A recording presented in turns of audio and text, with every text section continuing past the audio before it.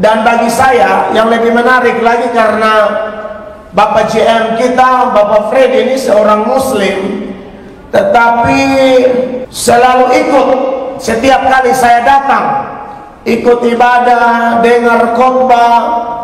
Bahkan dalam satu Natal saya ingat di tempat ini beliau memberi kata hati atau sambutan, dan beliau itu berharap di tempat ini tuh ada doa yang dipelopori oleh kawan-kawan Kristen. Itu harapan beliau, begitu ya Pak ya. Pemimpin seorang Muslim tapi mayoritas karyawati adalah Kristen, baik Katolik maupun Protestan. Lalu beliau berharap ada doa. Bagi saya waktu mendengar itu, awal saya pikir Pak Freddy orang Kristen, jadi wajarlah pemimpin Kristen minta orang Kristen banyak berdoa untuk kemajuan usaha ini. Setelah saya cek, selesai komentar, saya ngobrol-ngobrol, tanya Bapak gereja di mana? Ternyata Bapak gereja di masjid. Beliau Muslim. Waduh, saya bilang wow, ini luar biasa sekali buat saya, dan itu menjadi satu semangat tersendiri.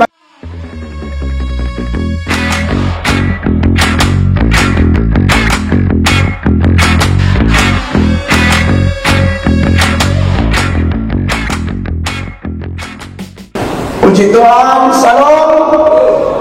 Satu sukacita yang sangat luar biasa untuk kesekian kalinya bisa memimpin ibadah di tempat ini. Ini adalah satu anugerah yang luar biasa, di mana kita keluarga besar Suzuki yang beragama Katolik maupun Protestan, kita selalu bersehati untuk bersekutu. Dan bagi saya yang lebih menarik lagi karena Bapak GM kita, Bapak Fred ini seorang Muslim, tetapi selalu ikut setiap kali saya datang, ikut ibadah, dengar khotbah. Bahkan dalam satu Natal saya ingat di tempat ini beliau memberi kata hati atau sambutan, dan beliau itu berharap di tempat ini tuh ada doa yang dipelopori oleh kawan-kawan Kristen. Itu harapan beliau, begitu ya Pak ya. Pemimpin seorang Muslim tapi mayoritas karyawati adalah Kristen, baik Katolik maupun Protestan. Lalu beliau berharap ada doa. Bagi saya waktu mendengar itu, awal saya pikir Pak Freddy orang Kristen, jadi wajarlah pemimpin Kristen minta orang Kristen banyak berdoa untuk kemajuan usaha ini atau bisnis ini atau perusahaan ini. Setelah saya cek, selesai komentar, saya ngobrol-ngobrol, tanya Bapak gereja di mana? Ternyata Bapak gereja di masjid. Beliau Muslim. Waduh, saya bilang wow, ini luar biasa sekali buat saya.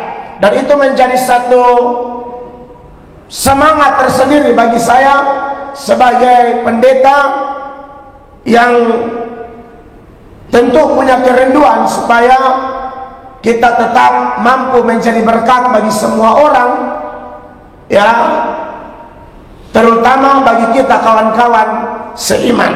Nah, saudara-saudara, tema Natal Nasional masih sama, dan saya pikir kalau bicara tema Natal Nasional, saya sudah tidak tahu, saya khotbah sudah berapa banyak kali.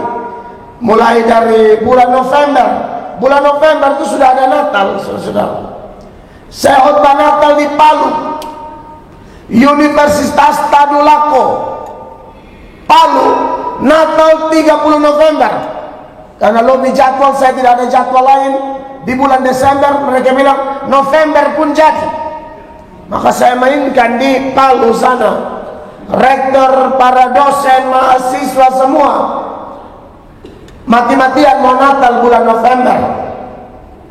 Dan biasanya semangat Natal ini bisa tembus sampai bulan Februari, bahkan sampai bulan Maret pernah saya khotbah Natal. Itu yang bikin Natal sudah buta kalender, sehingga sudah tidak tahu lagi mana Natal, mana Minggu Sengsara. Kalau kalian ke gereja kan bulan Maret itu sudah masuk minggu-minggu sengsara mau menuju Jumat Agung dan Paskah, tapi dong masih hantam Natal. Dia bilang ini bukan Natal, ini perayaan Yesus masuk sekolah. Kalau sebulan Maret, supply group itu. Tapi itulah ya, kita orang Indonesia, orang Kristen, apalagi orang NTT, semangat sekali merayakan Natal. Tapi saudara-saudara, saya ketika masuk ruangan ini dan saya lihat subtemanya, ini menarik karena saya khotbah di tengah-tengah orang-orang pekerja keras, keluarga besar, dealer Suzuki di tempat ini, yang menyoroti subtema yang menarik, ketulusan hati dalam pekerjaan bagi kemuliaan Allah. Ada beberapa kata kunci di sini dalam subtema kita, dan salah satunya dimulai dari hati. Karena sorotannya adalah ketulusan hati. Tadi MC pembuka sudah bilang, tulus itu kontrasnya adalah bulus, iya kan? Tulus juga kontrasnya adalah munafik, sama. Bulus, munafik, palsu, itu kakak dikandung semua. Ya. Nah, saudara yang diberkati oleh Tuhan Yesus, omong-omong, bicara-bicara tentang sikap hati, wow, ini memang sebagai manusia terbatas kita sulit tebak, karena ada orang yang kelihatan di luar baik, senyum, omongnya halus, ketemu orang sedikit selalu istilah yang keluar dari mulut itu rohani semua. Salam, GBU, GBI, haleluya. Saya pribadi pendeta, saya suka tipu dari banyak orang. Saya dan paling banyak saya ditipu itu oleh orang-orang yang bawa-bawa nama Tuhan. Betan. Iya, jujur aja, jangankan Melatok, Samuel aja, Nabi Samuel, pernah tahu Samuel? Itu yang Tuhan utus untuk urapi Saul jadi Raja Israel. Saul mulai aneh-aneh, Tuhan bilang sama Samuel, pergi ke rumah Isai. Salah satu anak Isai harus ganti Saul. Saudara, Samuel hamba Allah, dia tuh sudah nabi, hakim, imam, semua dia sapu. Dia 3 jabatan mungkin. Nabi iya, hakim iya, imam juga, karena dia melakukan ritual-ritual ibadah Yudaisme di zaman pelayanannya.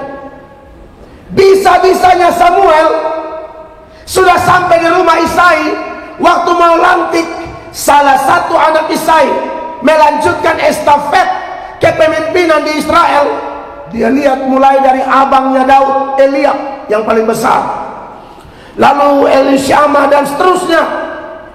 Dia lihat lalu dia bilang begini, pasti ini, kan manusia begitu, biar nabi suka ukur orang dari kulit luar, even nabi sekalipun, pasti ini, pasti ini.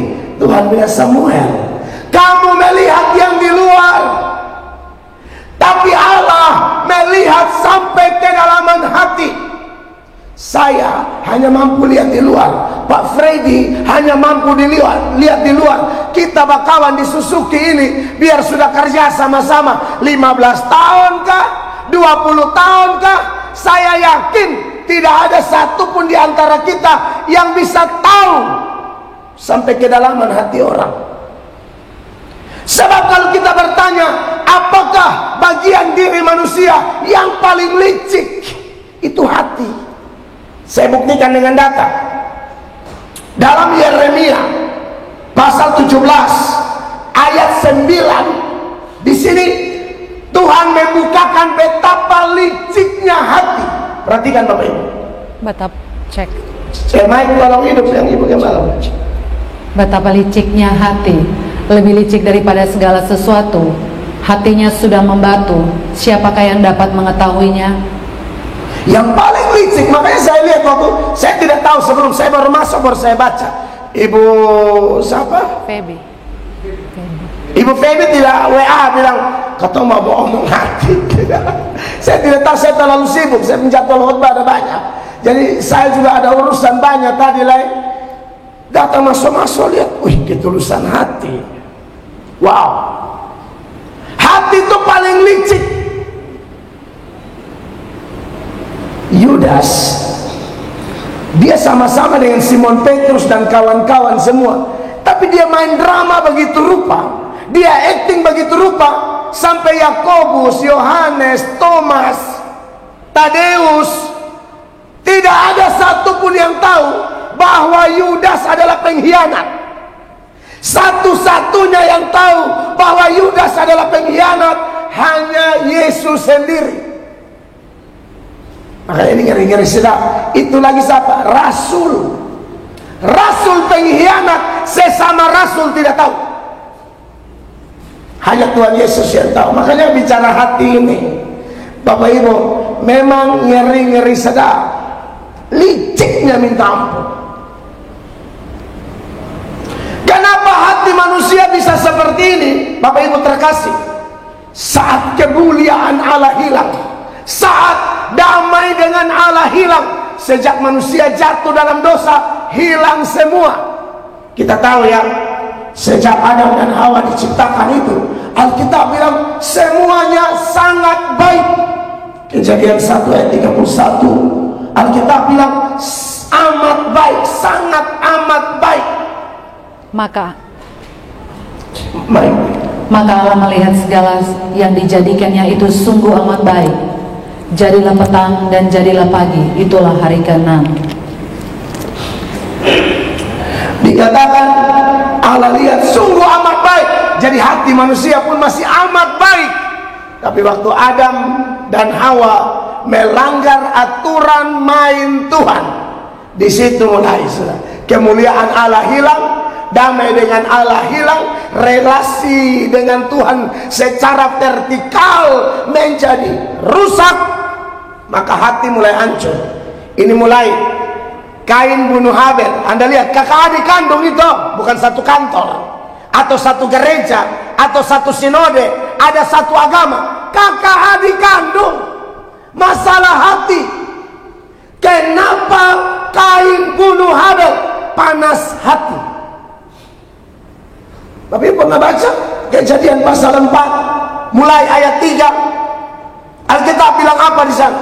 Setelah beberapa waktu lamanya, maka Kain mempersembahkan sebagian dari hasil tanah itu kepada Tuhan sebagai korban persembahan. Terus Habel juga mempersembahkan korban persembahan dari anak sulung kambing dombanya, yakni lemak-lemaknya. Maka Tuhan mengindahkan Habel dan korban persembahan. Lanjut. Tetapi Kain dan korban persembahannya tidak diindahkannya. Lalu hati Kain menjadi sangat panas. Dan mukanya muram. Ya, jadi hati mulai panas. Panas hati itu sama dengan iri hati. Saudara suka iri orang paling cepat panas kalau lihat di postingan. Wih, dia libur di Bali. Saudara mau gila. Bersaudara main Kuamfatu Ragnamo, Kuamfatu Tilong. Wih, ini main Bali Singapura. Baru makan di restoran mewah, baru story itu darah Yesus. Ya, story itu pokoknya makanan steak lah apa. Saudara main barengkes saja. Wah, itu iri hati itu sama dengan panas hati. Kenapa saudara panas dia orang? Iri. Ya. Hei, beta susu disusuki berapa belas tahun nih. Begini sah.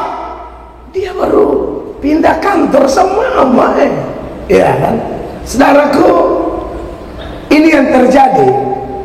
Hati yang tadinya sangat amat baik menjadi rusak, menjadi kotor ketika dosa masuk. Ketika dosa masuk, kemuliaan Allah hilang, damai hilang. Makanya tema nasional bilang Yesus datang, kemuliaan kembali, damai kembali. Tanpa Yesus tidak ada kemuliaan itu.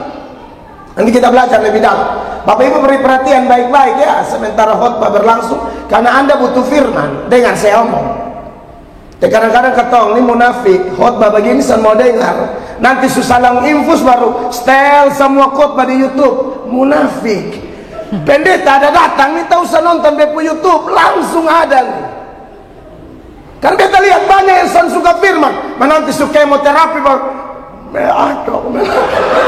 melatok suara bekali kata disusuki lu cuek. Iya kan? Bagian suka mau baru tanda bab 2 loh. Besong suka aneh-aneh kadang-kadang ya. Nah, tapi kita lihat semua konsentrasi. Perhatikan. Kekasih Allah bahwa Tuhan sendiri menilai. Kalau kita yang menilai, sekali lagi tak mampu kita menilai. Karena kadang-kadang orang punya hati lain, dia punya acting lain. Iya kan? Tapi kalau Tuhan yang menilai, tidak mungkin meleset kekasih Allah. Setelah Tuhan melihat sendiri, Kejadian 4 itu Tuhan yang lihat hati Kain ini panas. Kalau orang sudah panas hati, maka dia akan melahirkan dosa baru. Kalau panas hati ini tidak diatasi, maka panas hati ini akan melahirkan dosa baru. Dosa apa? Tidak peduli firman. Tuhan berfirman, kenapa buah hati begitu? Dia tidak peduli. Akhirnya ujung-ujung apa? Bunuh saudara kandung. Setelah bunuh, Tuhan tanya, di mana Habel? Dia bilang, memangnya aku penjaga adikku? Tipu. Dosa kalau tidak diselesaikan dalam doktrin dosa, dosa itu beranak cucu dosa, maka harus dibereskan. Makanya Kejadian 6 ayat 5, hati manusia semakin parah. Bapak Ibu perhatikan, Tuhan bilang begini, ketika dilihat Tuhan bahwa kejahatan manusia besar di bumi, dan bahwa segala kecenderungan hatinya selalu membuahkan kejahatan semata-mata. Dan segala kecenderungan apa Bapak Ibu? Kecenderungan hatinya, segala kecenderungan hatinya membuahkan kejahatan semata-mata. Ya, dimulai dengan kata segala, selalu, semata-mata. Segala artinya tanpa kecuali, selalu artinya terus menerus, semata-mata artinya fokus hati manusia adalah dosa, dosa, dosa, dosa. Makanya Bapak Ibu, semua dosa yang terjadi di luar itu dari hati. Dosa apapun, selingkuh itu dari hati. Lihat bini sendiri datar, lihat orang lain pembini spanning. Lu ini pegawai PLN atau Suzuki? Hobi spanning. Lihat bini sendiri standar datar banget. Pas lihat kawan kantor bawaannya mau ramah seorang pulengan, tapi di Suzuki senang. Ini Suzuki yang di Uganda. Supaya Suzuki Kupang yang tersinggung, potong pukul langsung Afrika. Lu mau picek, lu picek. Potong bahasa sama lain.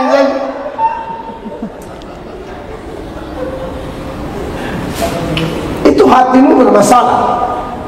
Kerja mulai tipu-tipu, bikin nota fiktif, lebih dari orang jahat, nota fiktif, tipu kiri kanan. Dari mana itu? Hatimu kotor. Makanya saya bersyukur sekali Anda bikin subtema ketulusan hati.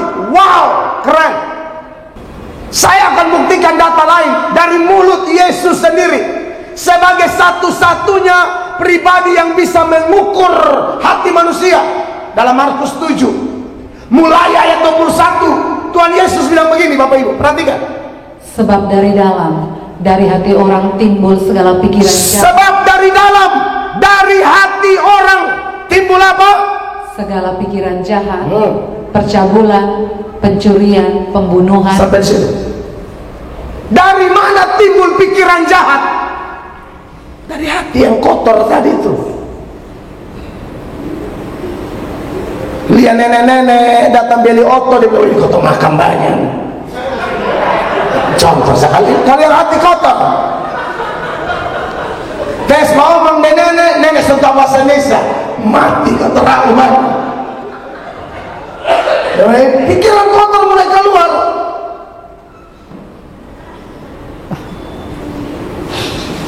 Setan betul-betul.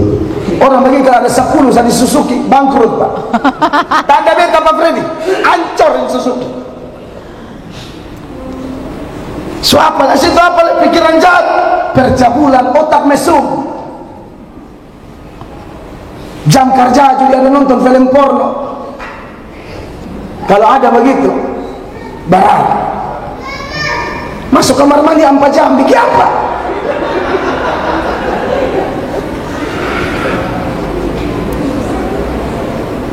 Apa lain?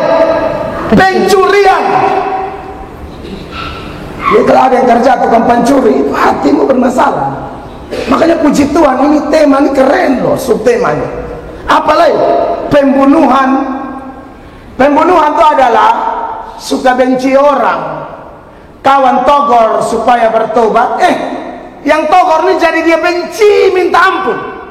Dilihat satu muka, dia pada darah tinggi dia sendiri.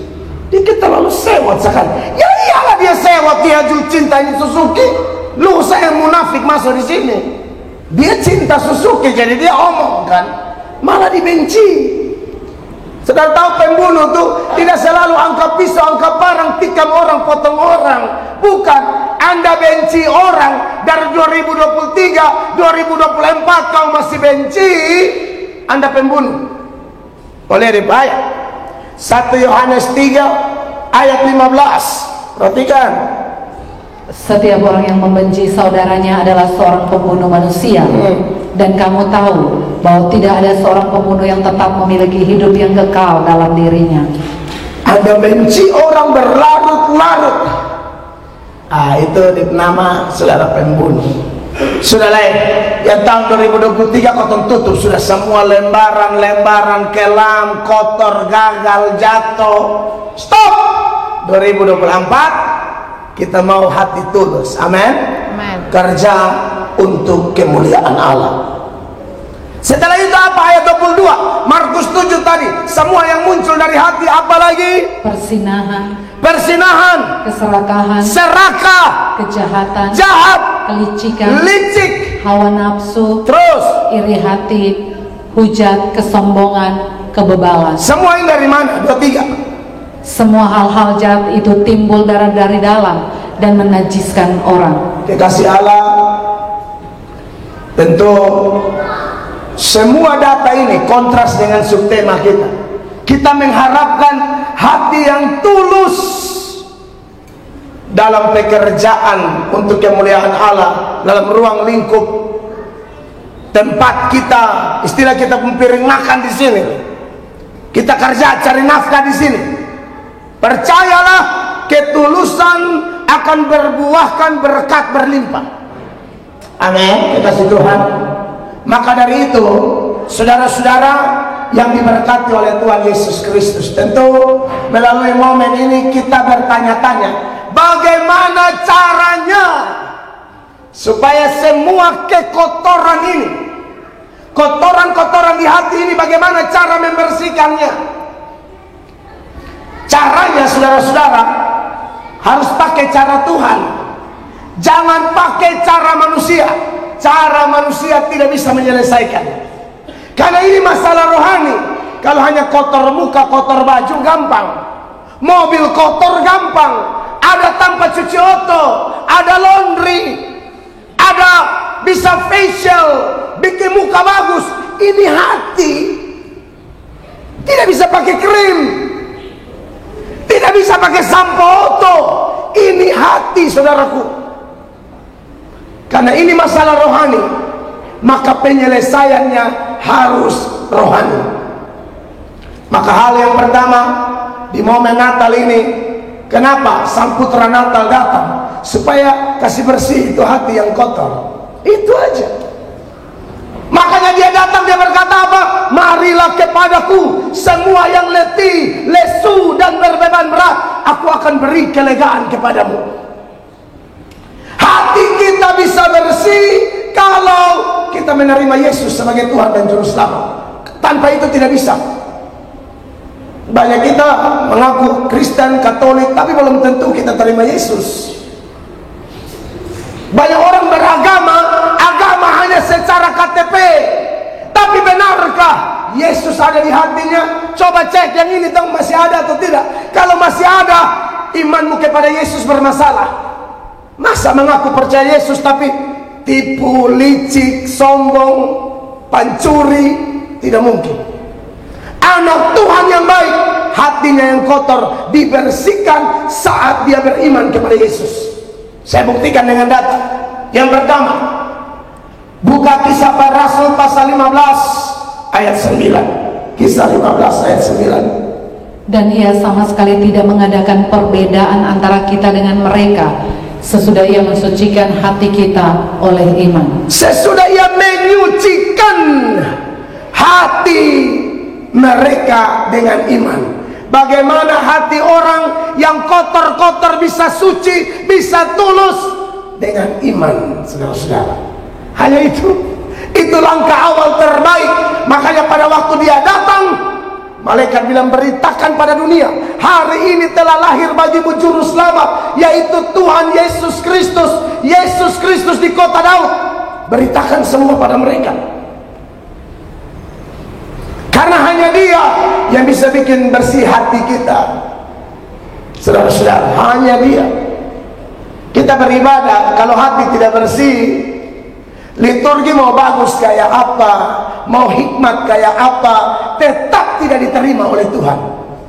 Karena ada orang beribadah tapi hati kotor, tidak diterima. Saya contohkan ya, dalam Yesaya pasal 1 mulai ayat 10, Tuhan menolak ibadah orang Israel. Ibadahnya luar biasa, tapi ibadah dengan penuh kepalsuan, kekasih Tuhan. Mari kita lihat data pembanding ini.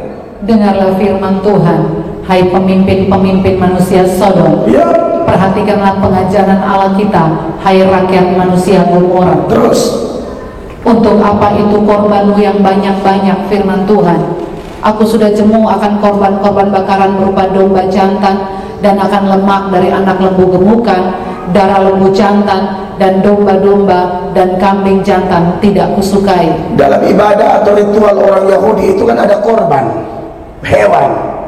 Kalau kita sekarang kan tidak, tapi mereka ibadahnya begitu. Tuhan bilang, buat apa korban-korbanmu yang banyak itu, kambing, domba? Saya jemu melihatnya, saya jijik melihatnya. Karena mereka pikir bisa kelabui Allah dengan korban-korban itu. Tidak bisa, Allah butuh hati. Lanjut, perhatikan. Apabila kamu datang untuk menghadap di hadiratku, siapakah yang menuntut itu daripadamu? Siapa yang tuntut itu daripadamu? Bahwa kamu menginjak-injak pelataran bait suciku. Ya, terus. Jangan lagi membawa persembahanmu yang tidak sungguh, sebab baunya adalah kejijikan bagiku. Iya, terus. Kalau kamu merayakan bulan baru dan Sabat atau mengadakan pertemuan, aku tidak tahan melihatnya. Aku tidak mau melihat. Tuhan tidak suka lihat. Orang Kuba bilang, pasong ini mau main sinetron dengan orang dan pendeta, dan Tuhan Allah jangan. Karena pendeta tidak maha tahu sama Tuhan Allah. Dia Allah roh, dia tahu. Amin, Bapak Ibu. Amin. Makanya kenapa di ibadah paling bagus itu kalau ibadah itu ada liturgi, di mana harus ada doa minta ampun dosa. Karena kita kerja selama 1 minggu ini, kita tidak tahu apa yang kita pikir, apa yang kita buat, apa yang kita rasa. Maka perlu masuk hadirat Allah itu betul-betul merendahkan diri, minta ampun dosa. Karena Tuhan bilang, kalau tidak, aku tidak tahan melihat perayaan-perayaanmu, aku tidak tahan melihat pesta Natalmu, aku tidak tahan melihat ibadah minggumu, dan seterusnya. Maka dari itu, saudara-saudara, bagaimana caranya supaya Tuhan terima ibadah kita, terima Yesus sungguh-sungguh, ya, mengaku dosa-dosa kita di hadapannya, undang dia, maka percayalah, Yesuslah yang akan menyucikan kita sehingga kita layak menghampiri tahta kekudusannya. 1 Yohanes 1 ayat 9. Bapak Ibu perhatikan ayat ini. Jika kita mengaku dosa kita, maka ia adalah setia dan adil. Jika kita mengaku dosa kita, maka ia adalah setia dan adil, sehingga Ia akan mengampuni segala dosa kita Amin. dan menyucikan kita dari segala kejahatan. Saya ingat Bapak Ibu terkasih, karena dulu sebelum mengenal Tuhan memang hidup parah sekali. Banyak hal-hal yang tidak menyenangkan. Bahkan ketika kami ada di gereja pun, kami masuk itu pasti masalah dalam gereja. Saya kan gereja dari kecil, Papa Katolik, Mama Gemit, kalau beta. Bapak Katolik, Mama Gemit, dan jujur aja kami ada dalam kebingungan berat. Kakak ada yang di Katolik, kami ada yang di Gemit. Jadi saya di Gemit, Immanuel Al-Pura. Saudara lihat, kalau anak-anak setan masuk gereja, rusak. Bakalai dalam gereja, bak pukul sampai guru sekolah minggu-minggu, bak guling di ibadah hari Sabat. Natal bersama. Waktu itu saya ingat, Immanuel sekarang gedung baru. Yang gedung lama itu kan pohon terangnya hampir sampai di plafon. Kita kan suruh maju bakar lilin.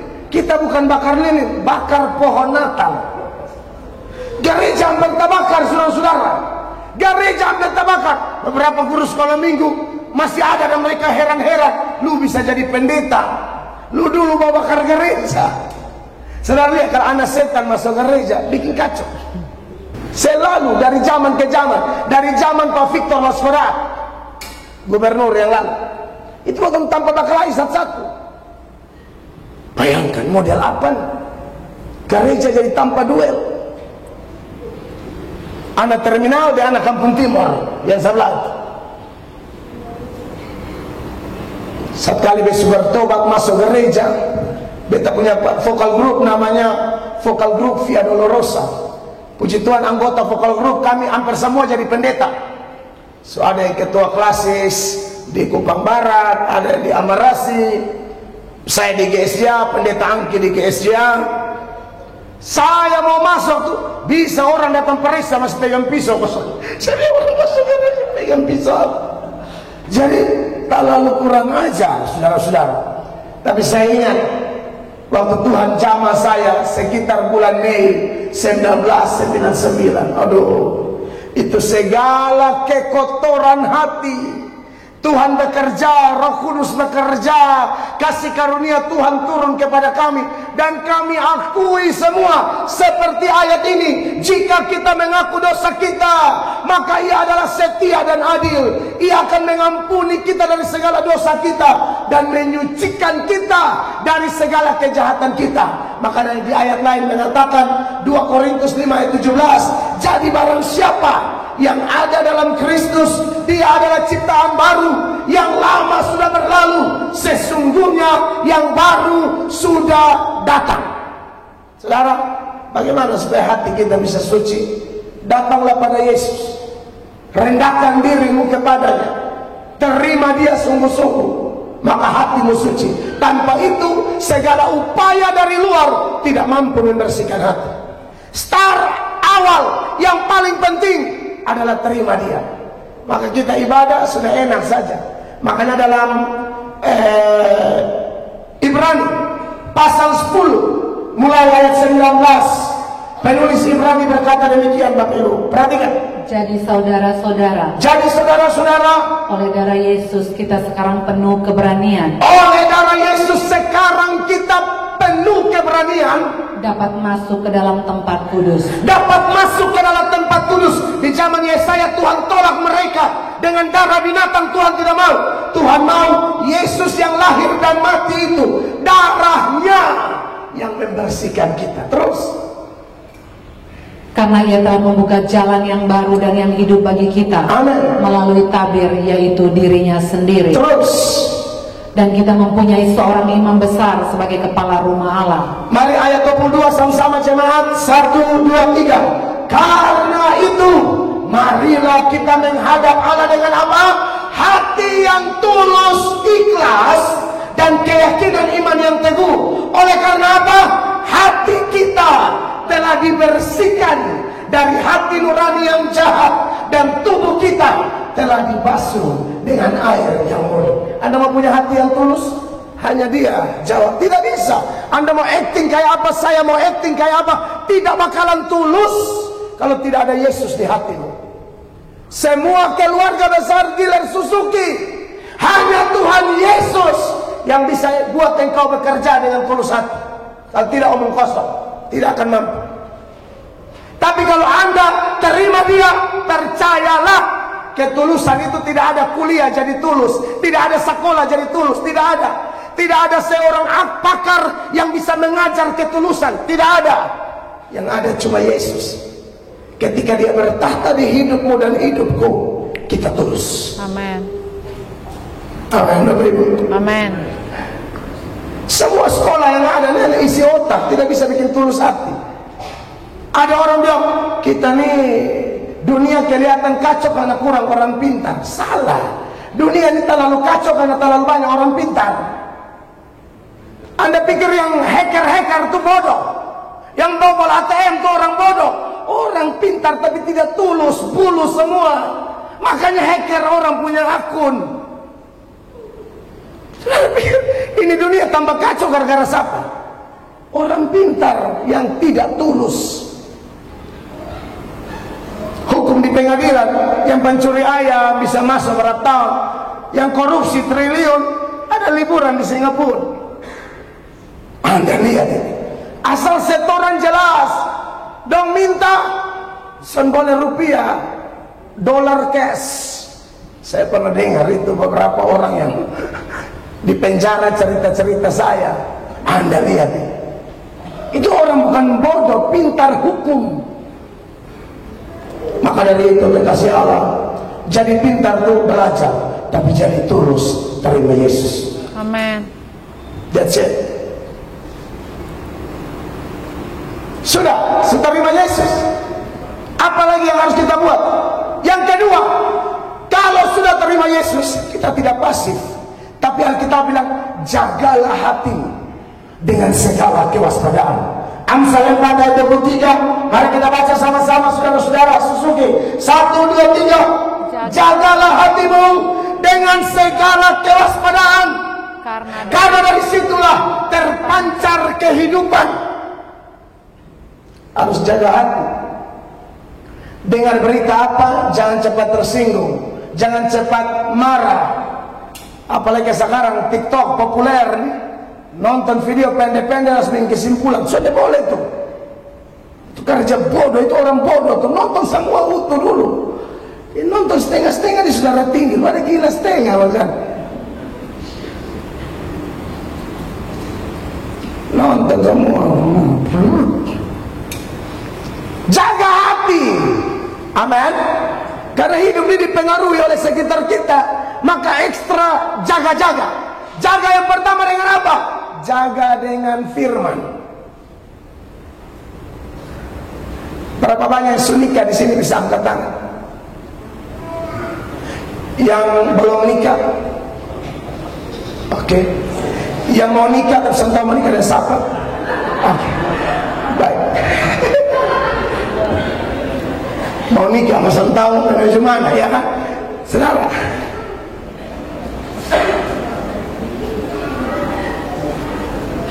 Orang muda, orang tua juga. Bagaimana kita menjaga supaya hidup kita ini bersih, tetap tulus? Jaga dengan firman. Mazmur 119 ayat 9. Sama-sama baca Bapak Ibu. 1, 2, 3. Dengan apakah seorang muda mempertahankan kelakuannya bersih? Dengan menjaganya sesuai dengan firman-Mu. Makanya Bapak Ibu yang di Suzuki atau keluarga dari pegawai Suzuki, usahakan tiap hari baca Alkitab. Tuhan Yesus bilang kamu tidak hidup dari roti saja, kamu hidup dari firman Allah. Satu hari itu 24 jam. Kalau kerja gaji 1 juta, perpuluhan uangnya 100.000. Nah kalau satu hari 24 jam, perpuluhan waktu untuk Tuhan berapa? 2 jam 40 menit. Tinggal diatur saja dalam satu hari. Harus ada waktu dengan Tuhan. Kita berdoa, kita omong dengan Tuhan Allah. Kita baca Alkitab, Tuhan Allah omong dengan kita. Ini isi hati Tuhan semua. Semua rahasia ada di sini. Ada rahasia sukses ada. Bahkan ada rahasia untuk celaka juga ada. Celaka sederhana aja, melawan firman sah pasti hancur. Amsal 13 ayat 13. Kan kita tidak mau hancur, tapi Alkitab jujur kasih tahu yang bikin orang hancur itu ini. Perhatikan. Siapa meremehkan firman, ia akan menanggung akibatnya. Tetapi siapa taat kepada perintah akan menerima balasan. Makanya kenapa dari awal khotbah itu bilang perhatikan ini baik-baik. Anda remehkan ini, Anda yang susah.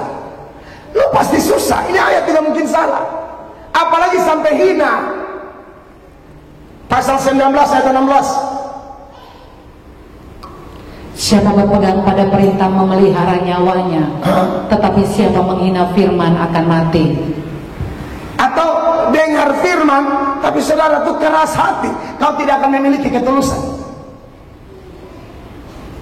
Dengar firman tapi kayak bikin tuli diri. Aduh, hati-hati. Bapak Ibu kakak adik saudara, ini baru hari ke-13 di tahun 2024. Jangan berkincang dengan Tuhan. Ini bahasa Kupang yang paling mudah dicerna. Jangan berkincang dengan Tuhan Allah. Kalau firman bilang kanan, kanan, di kanan. Kiri, kiri. Stop, stop. Maju, maju. Mundur, mundur. Jangan lawan. Jangan dia bilang di kanan, kita ke kiri. Dia bilang mundur, kita maju. Dia bilang stop, kita lari. Cari hal. Itu meremehkan firman. Saya ingat kenapa istri Lot jadi tiang garam. Malaikat bilang jalan jangan menoleh ke belakang. Dia menoleh tiang garam. Saudara menoleh Ajinomoto. Amin. Amin. Jadi kalau dengar firman Bapak Ibu, tolong lembutkan hati. Ya, sebab kalau orang dengar firman diberkati, melawan firman celaka. Perhatikan Zakaria pasal 7 ayat 11. Perhatikan Bapak Ibu. Tetapi mereka tidak mau menghiraukan. Dilintangkannya bahunya untuk melawan, dan ditulikannya telinganya supaya jangan mendengar. Mereka tidak mau menghiraukan. Ini yang bilang bakincang tadi. Dilintangkan bahunya untuk melawan, ditulikannya telinganya supaya jangan mendengar. Orang khotbah di sana mau dengar macam kawan cerita porno. Dia telinga berdiri ke Kalinci Portugal. Ulang, karena mana? Coba kan Melato khotbah lu bilang, ulang no pak, ulang, keren. Orang cerita porno dia bilang ulang dulu, ulang. Omong firman dia bikin tuli diri. Hati-hati ya Bapak Ibu. Besok omong, kalau saudara yang melawan firman ada apa-apa, jangan bilang kami belum omong. Besok omong, beta hamba Tuhan. Amin, dikasih Allah. Kan saudara tahu, beda tahu khotbah, saya mungkin cari saudara pun doi. Dia mau cari saudara pun jiwa. Amin. Doi beda doi. Amin. Saya ngerti maksud saya. Uang beta punya, Tuhan kasih beta banyak. Jadi mungkin beta cari ke saudara pun uang. Beta hanya mau cari hidupmu yang diberkati. Amin. Mengerti Bapak Ibu? Jadi kalau orang khotbah harus hargai firman. Itu yang membuat hatimu tulus.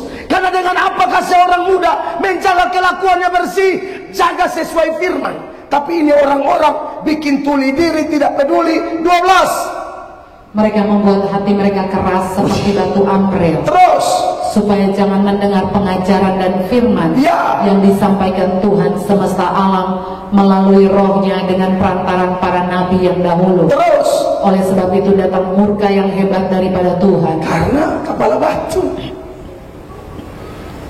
Pak Freddy atau kakak Bapak Pak Leo, Pak Teo, Pak Freddy atau Pak Teo aja sebagai pemimpin, kalau mereka ngomong Anda tidak dengar, mereka kecewa.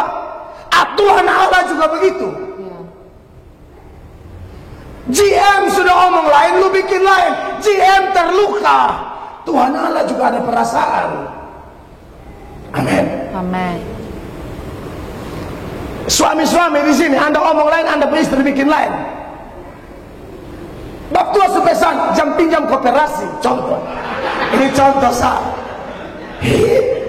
Pulang capek kerja, capek di Suzuki, pulang lagi ada 3 motor parkir di rumah. Pikir Valentino Rossi dan Freciosa dan Marquez. Tahu-tahu kooperasi semua. Mama, kan bapak su bilang jam pinjam koperasi. Mau pinjam bukan son boleh. Kasih tahu bapak kok ketemu ngomong dulu.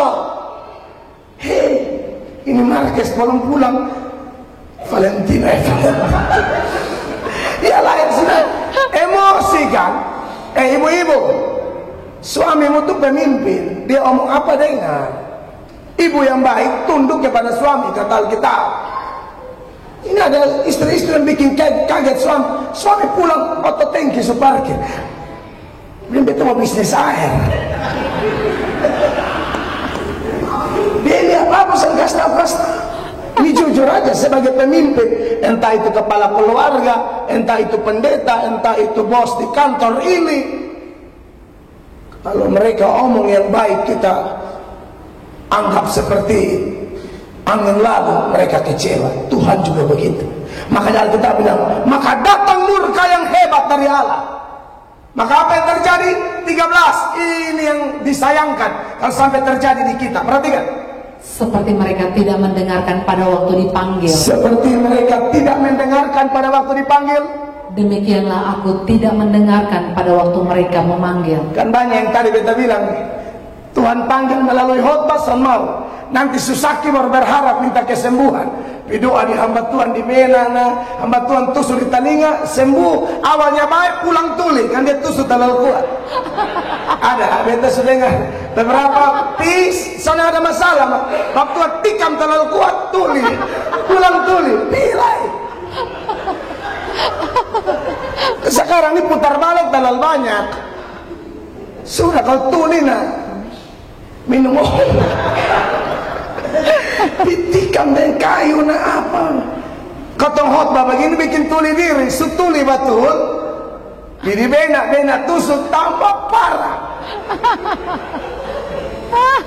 Jangan gila dong. Amin Bapak Ibu. Saya yakin kalau ini khotbah saya mudah dicerna ini. Mudah dicerna. Ya. Saudara yang pernah Tuhan tolong dan saudara sudah komitmen mau bertobat, jangan putar dengan Tuhan. Nanti lu susah. Mazmur 18 ayat 25 bilang begini. Mazmur 18 ayat 25. Karena itu Tuhan membalas kepadaku sesuai dengan kebenaranku, sesuai dengan kesucian tanganku di depan matanya. 26. Terhadap orang yang setia engkau berlaku setia. Amin. Terhadap orang yang tidak bercela engkau berlaku tidak Tapi bercela. yang parah di 27, sama-sama baca 23. Terhadap orang yang suci engkau berlaku suci, tetapi terhadap orang yang bengkok engkau berlaku belat-belit.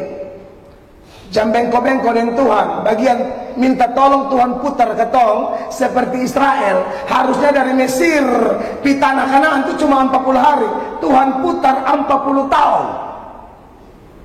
Kalau mau berkat disusuki dalam 2024 jadi berkat, jangan ada yang hati belok-belok di sini. Ya. Datang terima Yesus, jaga dengan firman, hormat firman, hatimu bersih.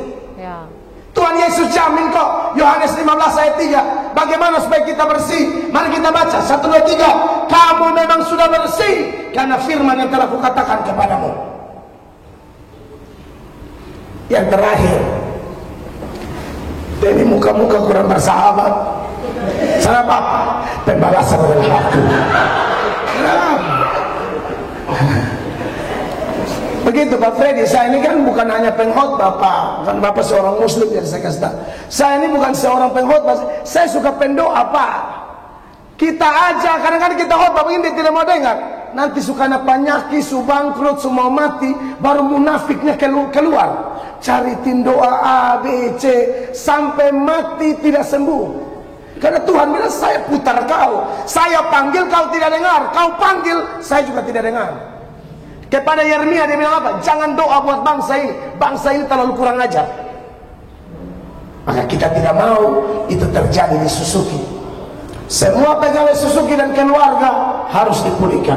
Amin. Amin, kekasih Allah. Amin. Yang terakhir, bagaimana menjaga hati? Kan poin cuma 2 ya, terima Yesus dan jaga hati. Jaga hati yang pertama pakai firman, jaga hati yang kedua harus ada kehidupan doa. Doa minta Tuhan supaya hati kita condong kepada firman, condong kepada kekudusan, bukan kepada laba. Mazmur 119 ayat 36. Mari kita baca 1, 2, 3. Condongkanlah hatiku kepada apa? Peringatan-peringatanmu, dan jangan kepada laba. Jelas Suzuki mau cari laba. Amin. Tapi maksud ayat ini bukan bahwa tidak boleh laba, bukan. Kalau dahulukan firman, dahulukan kehendak Allah, dahulukan ketulusan dan kemuliaan Allah. Bapak Ibu jangan ajar bagaimana cara Tuhan memberkati Suzuki. Jangan ajar. Dia tahu cara memberkati Suzuki. Jangan ajar bagaimana dia memberkati setiap pegawai punya keluarga. Asal Anda minta, Tuhan buat hidupku mengutamakan Engkau, buat hidupku mengutamakan firman, buat hidupku mengutamakan kekudusan Allah, maka jangan takut, Allah pasti berkati kita. Amen. Siapa yang tidak mau diberkati? Saya punya anak 4. Saya berdoa, Tuhan minta anak kami apa? Tuhan buat anak-anakku takut akan Engkau. Kalau mereka sudah takut Tuhan, jangan khawatir, Allah memberkati orang-orang yang takut Tuhan. Amen. Kiranya khotbah saya sederhana ini memberkati semua kita. Pulanglah dan jadi pelaku firman, percaya berkat Tuhan tercurah bagi kita.